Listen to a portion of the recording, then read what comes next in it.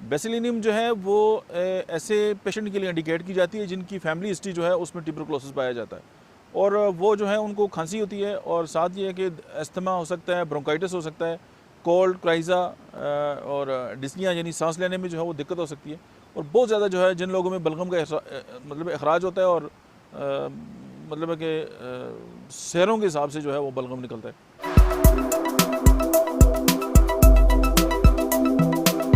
बिस्मिल्लाहिर्रहमानिर्रहीम, अस्सलाम वालेकुम। मेरा नाम डॉक्टर अहमद एजाज़ है और आज हम होम्योपैथिक की जिस दवा के बारे में बात करेंगे उसका नाम है बेसिलिनियम।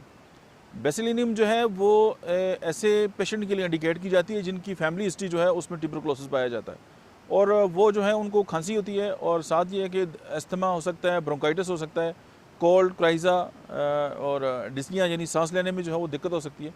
और बहुत ज़्यादा जो है जिन लोगों में बलगम का मतलब अखराज होता है, और मतलब है कि शहरों के हिसाब से जो है वो बलगम निकलता है। अच्छा, और सम टाइम ये है कि कुछ लोग आपने ऐसे देखे होंगे कि जिनकी फैमिली हिस्ट्री में जो है वो बात पाई जाती है, यानी बेटे को टीबी है, बाप को टीबी है, दादा को टीबी है, परदादा को टीबी है। तो ऐसे जो लोग हैं वो उनकी टेंडेंसी होती है ट्यूबरकुलोसिस की तरफ।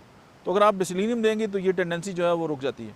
अच्छा, फिर ये है कि जो लंग्स हैं अगर उनमें जो है वो ज़ख़म बन गए जो मतलब नहीं ठीक हो रहे, तो आप जो है वो बेसिलिनियम जो है वहाँ पे दे सकते हैं।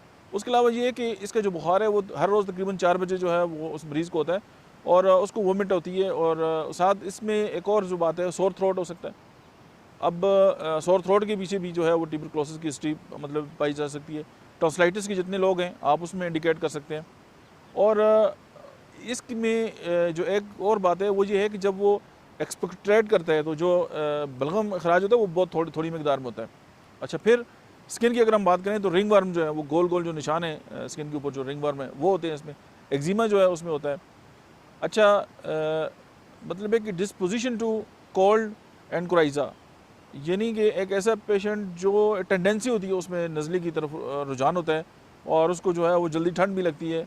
तो ये अगर इस तरह की जो इंडिकेशंस आती हैं, और अगर लंग्स के अंदर जो है वो एब्सेस या इस तरह के गुब्बा बन जाते हैं, तो बेसिलिनियम जो है वहाँ पे मतलब है कि आप मतलब इंडिकेट भी होती है, और आप जब होम्योपैथिकली उसको देते हैं तो ये बहुत ज़्यादा उसकी हेल्पफुल जो है वो साबित हो सकती है। आज के लिए इतना ही। Thank you very much.